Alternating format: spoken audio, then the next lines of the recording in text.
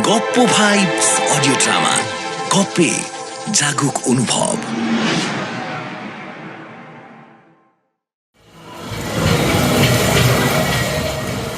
Office থেকে একটু তাড়াতাড়ি বেরিয়ে পড়েছিল অবনী। কম দূরের পথ তো নয়। হাওড়া থেকে ট্রেনে চাপলে পাক্কা 1.25 ঘন্টা সময় লাগবে ভাগনা। সেখান থেকে বাসে কিংবা অটোয় মানকুর ঘাট আরও 40 মিনিট, তারপর ভুটভুটিতে হটুগঞ্জ আরও কমসে কম আধা ঘন্টা। পিসি ঠাম্মার বাড়ি পৌঁছানো কি মুখের কথা? অথচ না গেলেও তো নয়। সকালে ফোন এসেছিল, পিসি ঠাম্মার আবার নাকি শরীর খারাপ। ইদানিং মাঝে মাঝেই ভুগছেন বাবার এই একমাত্র পিসিটি। ভোগারই কথা অবশ্য, বয়স তো নেহাত কম নয়, 80 পেরিয়েছেন বহুদিন। অবনীর বাবা অনেকবার তাকে কলকাতায় নিজের কাছে এনে রাখতে চেয়েছেন, কিন্তু তিনি শ্বশুরবাড়ি ভিটে ছেড়ে নড়লে তো। কি যে জেদ! আত্মীয় স্বজন নেই, ছেলেপুলে নেই, একটি মাত্র কাজের মেয়ের ভরসায় হটুগঞ্জে পড়ে আছেন স্বর্ণকুমারী দেবী। এবার মনে হয় অসুখটা বেশ গুরুতর। সকালে হটুগঞ্জ থেকে যে লোকটি ফোনে খবর দিল, তার গলা শুনে তো অবনীর বাবা বেশ উদ্বিগ্ন হয়ে পড়েছেন। অবনীকে বললেন, কি করি বলতো, আমি চলে যাব। MA পাশ করার পর নতুন চাকরিতে ঢুকে অবনী অবশ্য এখন যথেষ্ট পরিপক্ক। গম্ভীর মুখে বলল, না না, তোমার শরীর স্বাস্থ্য ভালো নয়, ঘন ঘন কাশছ। এখন সিজন চেঞ্জের টাইম, কিন্তু কাউকে তো একটা যেতেই হবে রে। অসুস্থ মানুষটার খোঁজ তো নিতেই হবে। কেন, আমি আছি, আমি যাব। অফিস করে আজ আর বাড়ি ফিরবো না, সোজা চলে যাব হটুগঞ্জ। তুই পারবি? আমি কি আর কচি খোকা আছি নাকি? তুমি আমার উপর ভরসা রাখো। তেমন বুঝলে অ্যাম্বুলেন্স ভাড়া করে সোজা কলকাতায় নিয়ে চলে আসবো। Good decision. আর এই সময় পিসিকে বলে দিবি, তার আর হটুগঞ্জে থাকা চলবে না। এখন থেকে তিনি যেন এই একমাত্র ভাইপোটির বাড়িতেই অবস্থান করেন। 5টায় হাওড়া স্টেশনে পৌঁছে অবনী ভেবেছিল 8টা নাগাদ ঢুকে যাবে হটুগঞ্জ, কিন্তু কপাল খারাপ। কোথায় যেন ওভারহেডে তার ছিঁড়েছে। ট্রেন চলাচল আপাতত বন্ধ। ঘণ্টাখানেক পর যাও বা ট্রেন চালু হলো, তাও চলে টিকিস টিকিস করে। ভিড়ে ঠাসা গাড়ি বাগনান পৌঁছতেই 8টা বাজিয়ে দিল। অটোয় 1 মাইল লম্বা লাইন, অগত্যা বাসই ভরসা।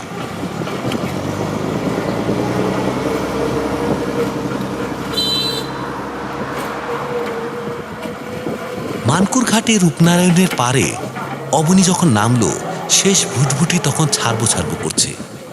সেই ভুটভুটি হটুগঞ্জে ভিড়ল প্রায় 10:30টায়। হটুগঞ্জে তখন নিশুতি রাত, বাজার হাট বন্ধ, দোকানে ছাপ পড়ে গিয়েছে। রিক্সা, ভ্যান রিক্সা কিচ্ছু নেই। অবনীর সঙ্গে আর 3-4 জন যাত্রী নেমেছিল, তারাও চলে গেল যে যার মতো। একটু যেন ফাঁপড়ে পড়ল অবনী। জায়গাটা তার অপরিচিত নয়। এখানে সে এসেছে বেশ কয়েকবার, সেই ছেলেবেলা থেকেই। কিন্তু এখন পথশ্রম আর চারিদিকের হাল দেখে একটু যেন দমে গিয়েছে। 2-4 মিনিট ঝুম দাঁড়িয়ে থেকে নিজেকে উজ্জীবিত করল অবনী। পিসি ঠাম্মার কুসুমপুর গ্রাম তো মোটে 2 কিলোমিটার রাস্তা, পথটাও তার মুখস্থ। পয়দল মেরে দিলিত হয়। ব্যাস, ভাবা মাত্র হন্টন শুরু। গঞ্জ মতো জায়গাটা পেরিয়ে অবনী মেঠো রাস্তা ধরল। শুক্লপক্ষের রাত, আজ বোধ হয় দশমী একাদশী হবে। দিব্যি একটা চাঁদ উঠেছে, জ্যোৎস্নায় ভেসে যাচ্ছে চতুর্দিক। অঘ্রাণ মাস, এখনো তেমন ঠান্ডা পড়েনি। মিহি হিমের আমেজটা বেশ লাগে। দুপাশে ধান ক্ষেত, পুরো ধান কাটা হয়নি। হালকা কুয়াশা মাখা মাঠঘাটও যে এখন কি অপরূপ। মনে হয় কে যেন ফিনফিনে রূপলি চাদর বিছিয়ে দিয়েছে চরাচরে। অবনী 2 পায়ের গতি বাড়ালো। বাদিকে পুকুর আর প্রকাণ্ড বটগাছটা পেরিয়ে চলে এসেছে কুসুমপুর। রাস্তা শুনশান, জনপ্রাণীর দর্শন নেই। বড় ফুটবল মাঠখানা পেরিয়ে পিসি ঠাম্মার বাড়ির দোরগোড়ায় এসে থামল অবনী। একতলা পাকা বাড়ি, বেটে পাঁচিল দিয়ে ঘেরা। ভেতরে উঠোনের কোণটায় একটা দারুণ পেয়ারা গাছ আছে। অবনী জানে। গলা উঁচিয়ে পিসি ঠাম্মা বলে ডাকতে গিয়েও অবনী নিজেকে সংযত করল। কড়া নাড়ল দরজায়। কি আশ্চর্য!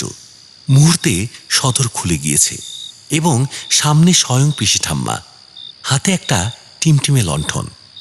একগাল হেসে পিসি ঠাম্মা বললেন, এসে গিয়েছিস তাহলে? জানতাম তুই আসবি। অবনী অবাক মুখে বলল, তুমি না অসুস্থ, তুমি উঠে এলে কেন? কে আর দরজা খুলবে বল? সরস্বতী বাড়ি গিয়েছে যে। কি কাণ্ড! তোমার অসুখের মধ্যেও সে বাড়ি চলে গেল? কোথায় অসুখ? আমি তো দিব্যি আসি। কিন্তু সকালে কুসুমপুর থেকে ফোন গেল যে। না হলে কি তোদের কারো দর্শন মিলতো? তাই বলো। তুমি ভারী দুষ্টু হয়েছো তো। আয় ভিতরে আয়। উঠোন পেরিয়ে চওড়া বারান্দায় উঠল অবনী। স্বর্ণকুমারী পিছু পিছু। কাঁধের ব্যাগ নামিয়ে জুতো ছাড়তে ছাড়তে বলল, লণ্ঠন নিয়ে ঘুরছো কেন? কারেন্ট নেই? তাই তো দেখছি।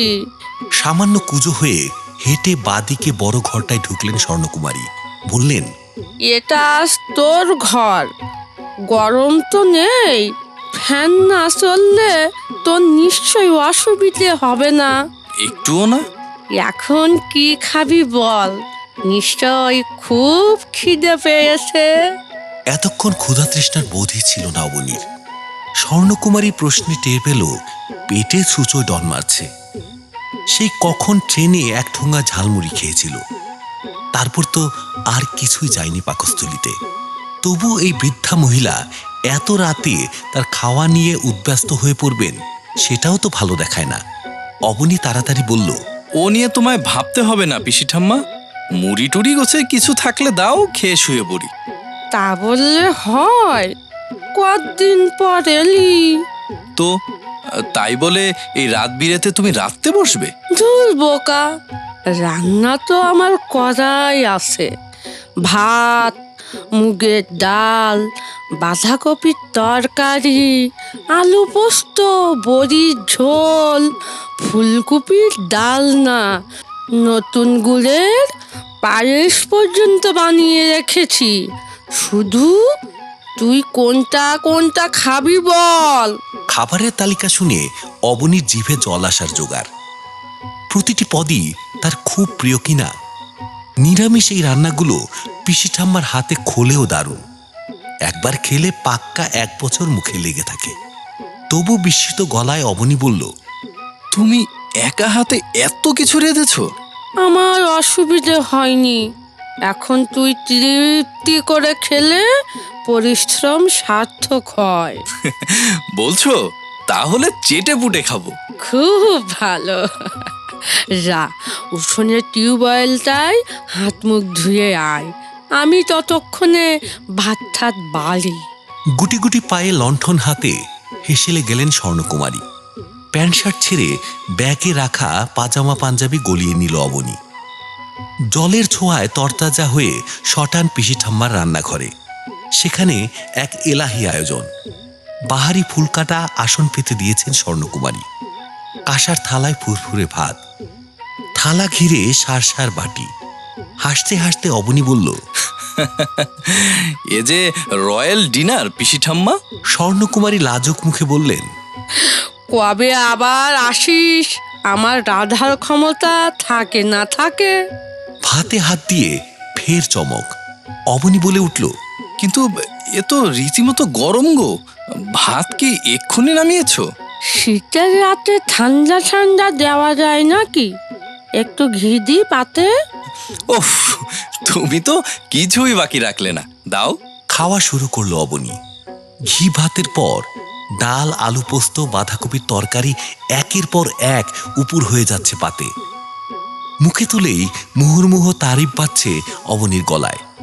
খেতে খেতে অবনী বলল, না বাবা, যা বলেছেন সেটাই করতে হবে। কি রে, আমায় কলকাতায় নিয়ে যেতে বলেছে তাই না? ঠিক ধরেছ। তুমি এখানে থাকলে আমাদের বহুত সমস্যা। প্রথমত, তোমার শরীর খারাপ হলে আমরা হুটহাট ছুটে আসতে পারি না। সেকেন্ডলি, তুমি কিভাবে আছো তাই নিয়ে আমাদের টেনশন হয়। আর ভাবিস না, আমি ভালো আছি, ভালো থাকবো। না না, ওইসব বলে আমাদের কাটাতে পারবে না। তুমি কলকাতায় না থাকলে এমন বিউটিফুল রান্নাগুলো যে আমরা মিস করি। সেই জন্য তো আজ অনেক কিছু রেঁধে খাইয়ে দিলাম, আর হয়তো কোনোদিনই রান্নাঘরে ঢুকবো না। তা হোক, তুমি রাধো না রাধো, আমাদের সঙ্গে থাকবে চলো। বাবা তোমার জন্য কতটা উতলা থাকেন জানো? বারবার বলেন আমার একমাত্র পিসিটা গায়ের বাড়িতে একা একা কাটাচ্ছে, আমরা তার সেবা যত্ন করার সুযোগ পাচ্ছি না। ভাবলেই আমার কান্না পায়। তোরা বড্ড ভালো রে বাবনি, আমাকে নিয়ে তোরা খুব চিন্তা ভাবনা করিস। হ্যাঁ, করি তো। সাপটে সুপটে নতুন গুড়ের পায়ে শেষ করছিল অবনী। ঠোঁট চাটতে চাটতে বলল, সুতরাং আর কোনো ওজোর আপত্তি নয়, কালই তুমি আমার সঙ্গে যাচ্ছ ফর এভার। আরে বাড়িটার কি হবে রে? তালাবন্ধ পড়ে থাকবে, তোমার পড়শিদের বলে দেব, তারা ওয়াচ রাখবে। তোমার ঘরে এমন কিছু তো সোনা দানা নেই। তা বললে কি হয় রে সোনা? কত স্মৃতি আছে এখানে, সেগুলোই তো আমার মণিমুক্ত হীরে জহরত। সেই কত বছর আগে তোর পিসে দাদুর সঙ্গে এ বাড়িতে পা রেখেছিলাম। তখন ছিল মাটির দেওয়াল, খড়ের চাল, তারপর আস্তে আস্তে দালান কোটা হলো। কর্তা মশাই এখানে দেহ রাখলেন, তাকে ফেলে এই বাড়ি ঘর ছেলে কোথাও গিয়ে আমি শান্তি পাবো না রে। স্বর্ণকুমারী মাথা নাড়লেন। তা সে এখানেই থাকি, তোদের ওখানে মাঝে মাঝে যাব। আমরা না নিয়ে গেলে যাবে কি করে? ভ্যান, রিক্সা, ভুটভুটি, অটো, বাস পারবে এই বয়সে একা একা চড়তে? তা না হয় উড়েই চলে যাব। ইচ্ছে থাকলে মানুষ কি না পারে। না, এই অশীতিপর মহিলাকে বাগে আনা অবনীর কম্য নয়। খেয়ে উঠে আঁচিয়ে অবনী ঘরে ফিরল। তখনই মনে হলো পিসি ঠাম্বার খবরটা তো বাড়িতে জানানো উচিত। এত রাতে ফোন করবে, থাকবে, না হয় কাল সকালে জানানো যাবে। একটু পরে অবনী ভাবল বাবা মা নিশ্চয় চিন্তায় আছেন। দোনামোনা করতে করতে মোবাইল ফোনখানা বের করলো অবনী। ধুস, টাওয়ার নেই, কোনো মানে হয়? স্তিমিত লণ্ঠন হাতে দরজায় এসেছেন স্বর্ণকুমারী। নরম স্বরে বললেন, আর জেগে থাকিস না সোনা, আজ এত ধকল গেল, কাল সকালে আবার তোর ছোটাছুটি আসে। মশারি টাঙিয়ে ঘুমিয়ে পড়। সত্যি আর যেন শরীর চলছিল না অবনীর। বালিশে মাথা রাখতেই ডুবে গিয়েছে গাঢ় নিদ্রায়।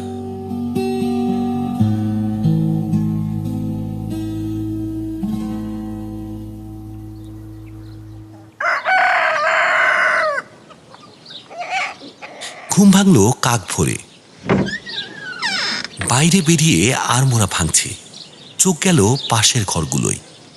কি কাণ্ড, তালা ঝুলছে। পিসিঠাম্মা কি ভোরবেলাতেই খুটখুট করে বেরিয়ে গেল? ইস, ঠান্ডা লেগে যাবে না? ভাবতে ভাবতেই অবনী বাড়ির বাইরে এসেছে, তাকাচ্ছে এদিক ওদিক। হঠাৎ এক প্রবীণ ভদ্রলোকের আবির্ভাব। অবনীর মুখ চেনা, স্থানীয় স্কুলের মাস্টার মশাই, থাকেন পাশের বাড়িতেই। অবাক মুখে ভদ্রলোক বললেন, তুমি এসে গিয়েছো?